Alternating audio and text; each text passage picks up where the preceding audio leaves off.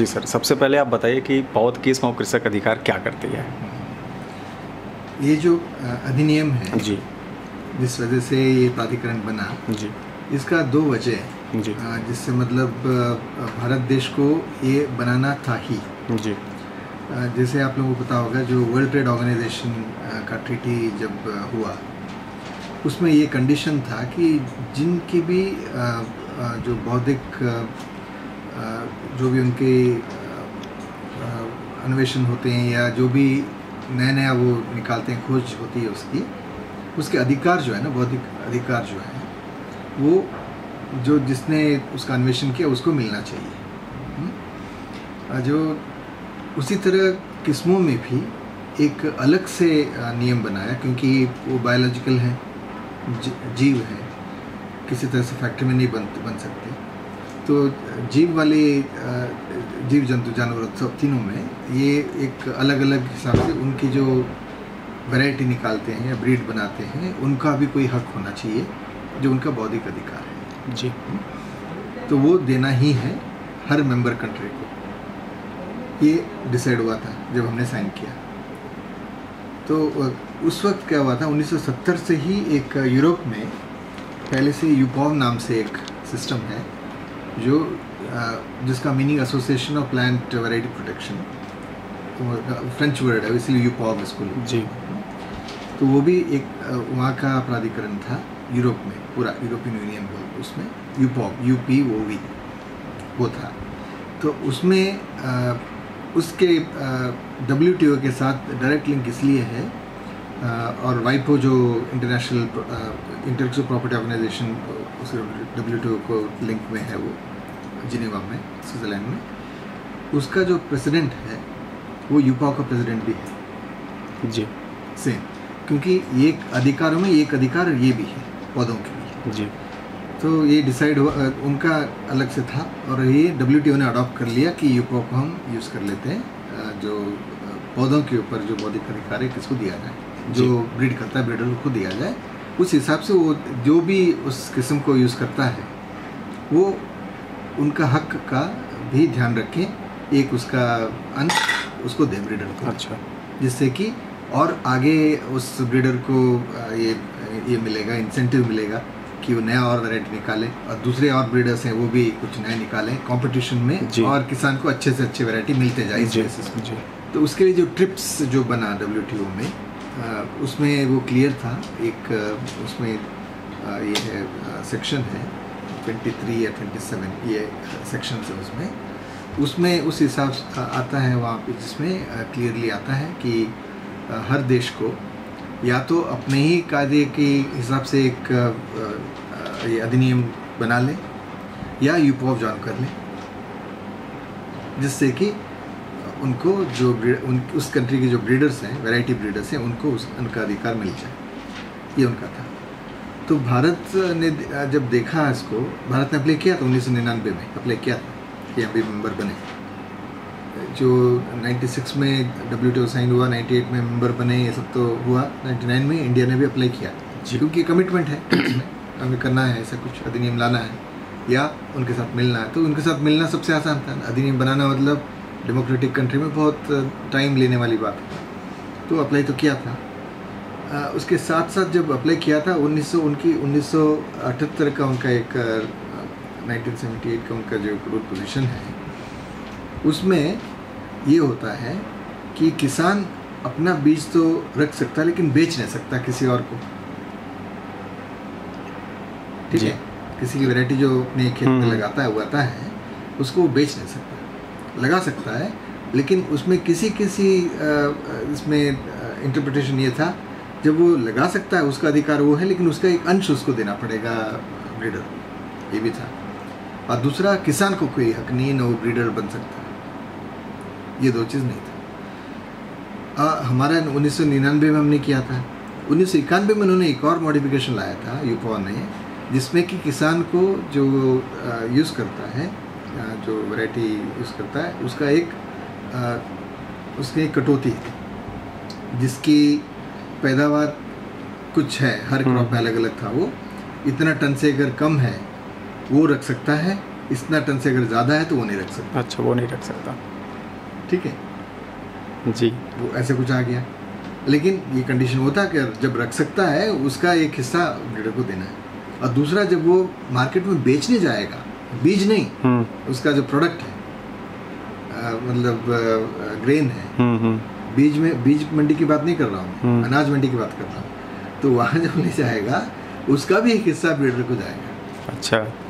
तो भारत जैसे देश जहाँ पे आपको 80% किसान वो हैं जिनके पास 3 एकड़ और 4 एकड़ के नीचे जमीन है, वो कितना इस बीज में इतना इन्वेस्ट करेगा और कहाँ पे उसको नई वैरायटी मिलेगी इतनी। आज के दिन भारत देश में मक्के जैसे क्रॉप जिसमें प्राइवेट की इतना ज़्यादा बोलबाला है, प्राइवेट इंडस्ट्री का इतना कवरेज है, उसके बावजूद 50-55% से ऊपर नहीं है जो नई हाइब्रिड नई बीज से किसान चेंज करता है।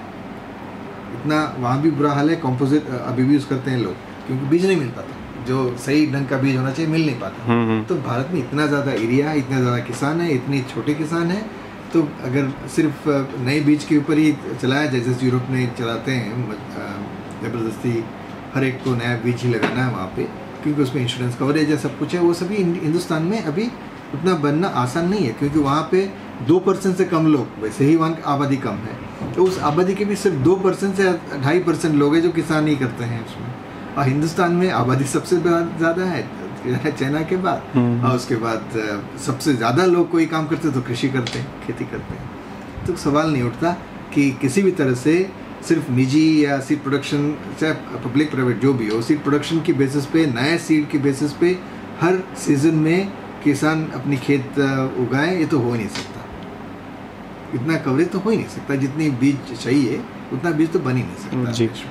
इसलिए ये तो भारत में लागू करना करीब करीब डिजास्टर्स होगा कि हम मेंबर बन जाए और उसमें मजबूरी कंडीशन है कि हर बार जो सीड होगा नया लेना पड़ेगा। किसान सिर्फ अपने ही खेत में इसको यूज़ कर सकता, दूसरे को दे नहीं सकता, न बेच सकता। ये जब कंडीशन है उसके और उसमें जितना उसने लगा उसकी एक हिस्सा भी देगा उसको ब्रीडर को, इसमें तो हिंदुस्तान में कर ही नहीं सकते, मॉनिटर भी नहीं कर सकते। इतना लोग इतने ज़्यादा है, सवाल ही नहीं उठता। यूरोप में कर सकते हैं, क्योंकि जैसे मैंने बताया एक तो एरिया ही कम है। पूरे यूरोप का जितना एरिया वो हिंदुस्तान के जो कल्टीवेशन एरिया है उससे कम है। 142 मिलियन से वो टोटल यूरोप के एरिया का। तो बहुत दूर की बात है कि आप ये सोचें कि 2% के लोगों के बारे में क्या सोचें, और वो भी एक क्रॉप लेते हैं। उनके 90% लोग एक क्रॉप लेते हैं, हमारे 90% लोग 2 क्रॉप से ज़्यादा लेते हैं। सही कह रहे हैं, है ना। तो ये हाल है, इसलिए कंपैरिजन का कोई बनता ही नहीं था। तो भारत ने तुरंत डिसाइड किया, भारत के पार्लियामेंटेरियंस ने, ये हमारे लायक तो है ही नहीं यूपा बनना, लेकिन अब ट्रिप्स में हमें साइन तो कर लिया है, तो हमें उसको करना है कुछ ना कुछ। तो अधिनियम ही बचा था, तो ये अधिनियम लाया गया जी। इसलिए 2000 में पेश हुआ, 2001 में लागू हुआ। सो 2 साल के अंदर, मतलब 1999 में शुरू हुआ, मान लो एप्लीकेशन भी दिया तो उसी वक्त, तो यूपा में बनने के लिए बिफोर यूपा ने डिसाइड किया, क्योंकि हम तब तक देख चुके थे यूपा में क्या क्या प्रॉब्लम है, तो वे तो हो नहीं सकता ना। एक जो ये भी कि मंडी में जो बेचेगा अनाज उसका भी हिस्सा देना पड़ेगा, ऐसा तो हो नहीं सकता। क्योंकि तो सर सवाल ये उठता है कि ये अधिनियम पारित होने के बाद क्या बदलाव आए, जो यूपा के शर्तें थी उनमें क्या क्या बदलाव आए भारत में? ब्रीडर अब बेच सकता था या नहीं? अब तो बेच सकता, अब बेच सकता है। वही तो इसीलिए तो अधिनियम करना पड़ा कि हम वो सबसे अलग हो जाए। अच्छा। क्योंकि ट्रिप्स में ये परमिशन था ही कि देश अगर अपने पार्लियामेंट में एक अधिनियम निकालता है तो उसके ऊपर कोई बंदिश नहीं है उस देश के ऊपर। मतलब हम WTO के जो भी एग्रीमेंट है उसकी हम भागीदार रहेंगे। हमने कोई गलत नहीं किया, उसके विपरीत नहीं किया, कोई मतलब नॉन कॉम्प्लायंस नहीं है जी उसमें। तो वो परमिशन था उसमें, तो उस ऑप्शन को इंडिया ने तब लिया। 2000 में बिल पेश किया, 2001 में पास हो गया, और वही सबसे तेज़ मेरे ख्याल में पार्लियामेंट ने जो कोई बिल पास किया तो उनमें से ये किया है। तो सर देखें, अगर 2001 से 17 साल का दौर बीत गया, इन 17 सालों में कितने ब्रीडर लाभान्वित हुए हैं भारत में? ये जो आप सवाल कर रहे हैं, पहले मैं एक और ये बता दूं जी। तो इसका ये जो अधिनियम का जो खासियत है, मैंने आपको यूपाओं की कमियां बताई। हाँ जी जी। तो इसकी खासियत ये है जी। अब इसमें एक पहला अधिनियम है दुनिया भर में जी कि किसान को अधिकार दे जी। दो तरीके के, एक तो वो ब्रीडर भी है, वो भी बन सकता है, वो अधिकार भी उसके पास मिल जाएगा। अगर वो नया वैरायटी निकालता है, उसका किसान की वैरायटी के नाम से उसको रजिस्टर किया जाएगा, उसको पूरा ये बेनिफिट दिया जाएगा जैसे वो ब्रीडर। एक तो वो अधिकार। दूसरा अधिकार वो है कि वो किसी भी वैरायटी को, चाहे वो प्रोटेक्टेड हो, जो नहीं हो, जैसे भी हो, वो उसको उगा सकता है और उसको बेच सकता है, रख के खुद भी उसको दोबारा इस्तेमाल कर सकता है, कोई उसमें रोक नहीं है। जो विपा में सारे रोक थे, ये बंदिश थी और ब्रीड तो हो ही नहीं सकता था जी। तो ये पूरा उसका अधिकार हो गया। दूसरा, जो किसान सदियों से उसके परिवार में या पूरे एक कौम में, पूरे गांव में एक किसी खास किस्म को उन्होंने बहुत सालों से उसको रखा है अपने पास, उसको पनपने दिया है, उसी में सिलेक्शन किया है, जैसे भी उसी को अपने रख रखा उसका अपने पास किया है, सालों से संरक्षण किया उसका, उसका भी उसका अधिकार मिले। जैसे कोई जर्मप्लाज्म संरक्षण करके वो अधिकार लेता है, वो भी रजिस्टर करें किसान के एक पुरानी वैरायटी के नाम से, वो भी उसमें लागू कर दिए। तो मतलब जो सदियों से भारत की कृषि में जो कुछ हो रहा था, वो सारे जो समेटे हुए अधिकार सारे किसान के पास रहे, कोई उसमें उनको ये ना लगे, हानि ना हो, और ना उसको कोई ऐसे आपत्ति हो कि किसी की वैरायटी उसने ले लिया तो क्योंकि अपनी वैरायटी है नहीं, किसी की और की वैरायटी है जिसको उन्होंने प्राधिकरण में प्रोटेक्शन किया हुआ है, तो उनका फिर वो हक मांगेंगे, इसलिए हम दोबारा लगा नहीं सकते। ये सभी उसको लागू बंदिश है ही नहीं। किसान अगर है तो वो कुछ भी कर सकता है।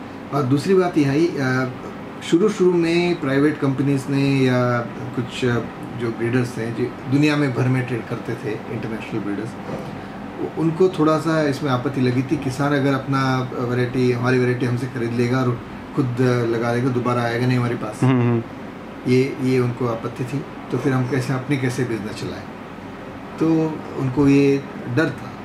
लेकिन आज के दिन वो साबित हो चुका, वो डर बिना वजह था, मतलब वो वाजिब भी था, क्योंकि बिज़नेस ग्लोबली ऐसे चलता नहीं है। लेकिन हिंदुस्तान में इतनी अधिक नंबर है और इतनी डाइवर्सिटी है, हर ब्रीडर को चाहे कुछ भी कर ले, वो जितनी बड़ी से बड़ी कंपनी वो बना ले, लेकिन आपूर्ति तो होने सकेगी नए बीज से। इसलिए किसान जब तक अपना बीज नहीं आगे बढ़ाएगा, कोई सवाल नहीं उठता कि उसके पास नई वैरायटी कोई मिले।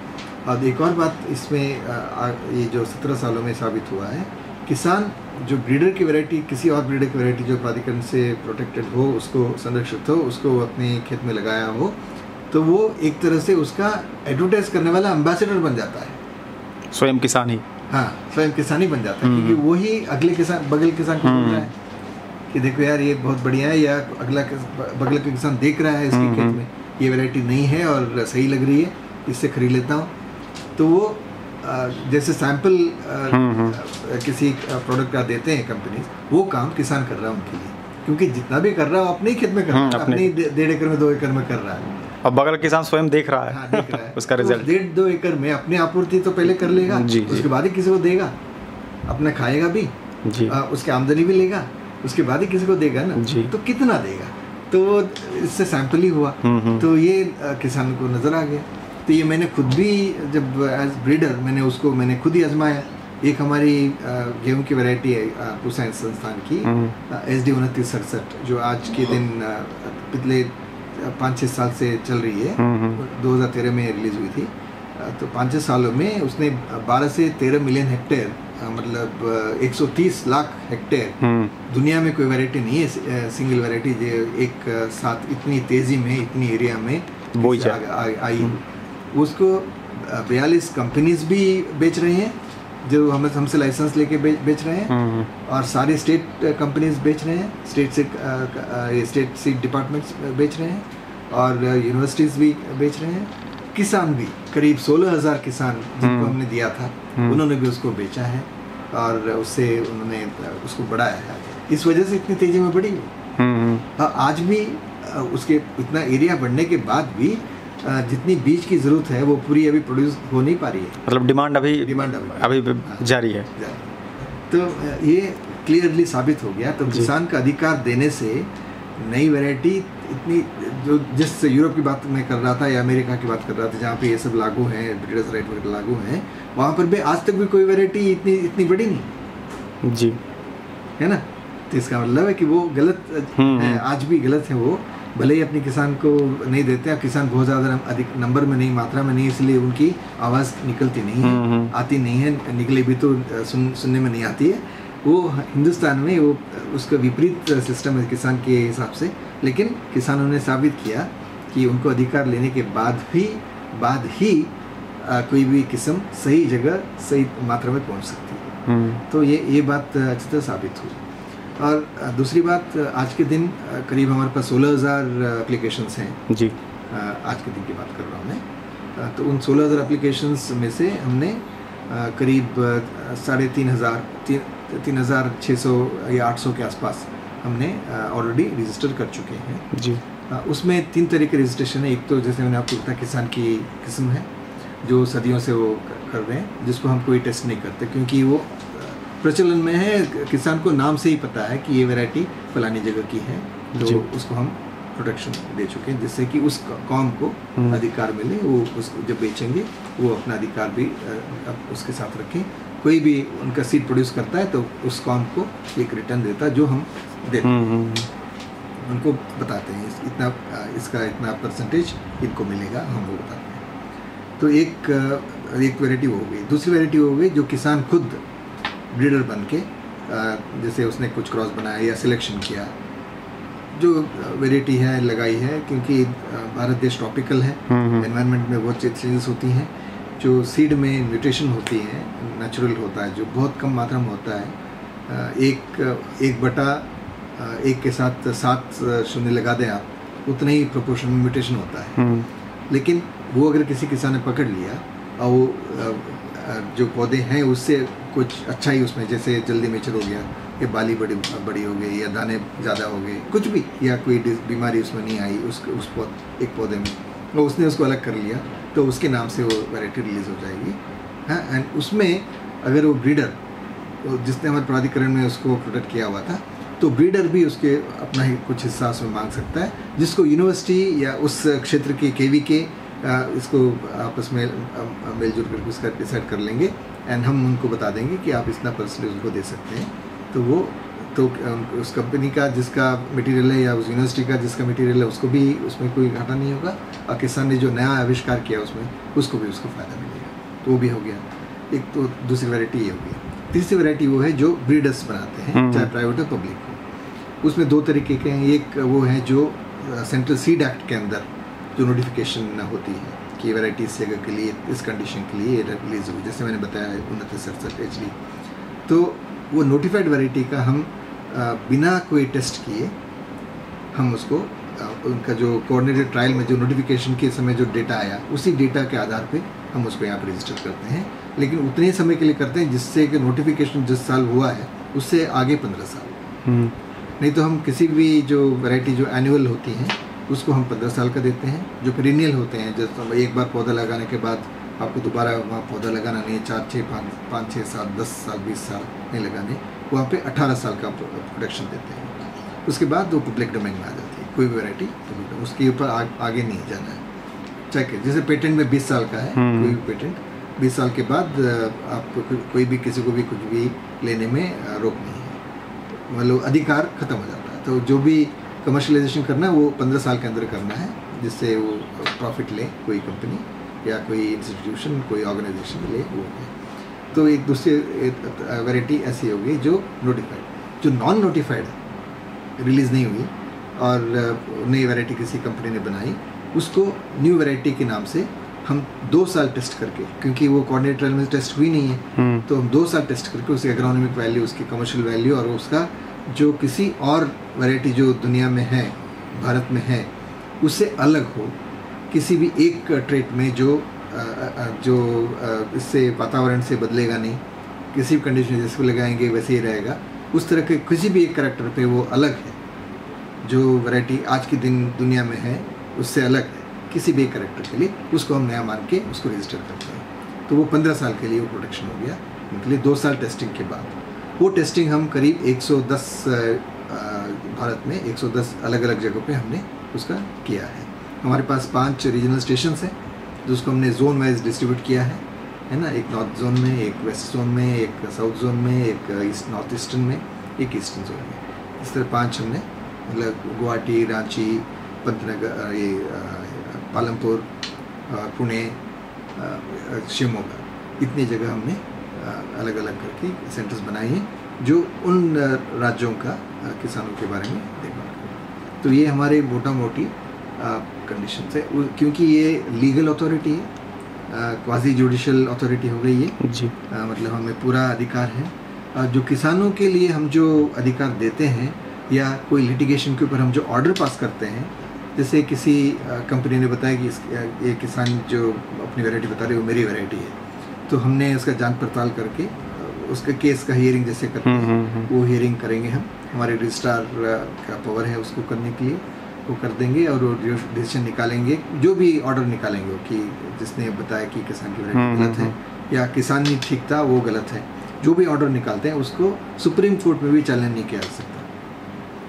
ठीक है, उतना अधिकार है किसान के जहाँ तक। और बाकी जो अधिकार है जो हाई कोर्ट में जा, या एक और हमारी एक अपेलेट ट्रिब्यूनल बना है अभी, इसी महीने में उसका गैजेट नोटिफिकेशन आया है।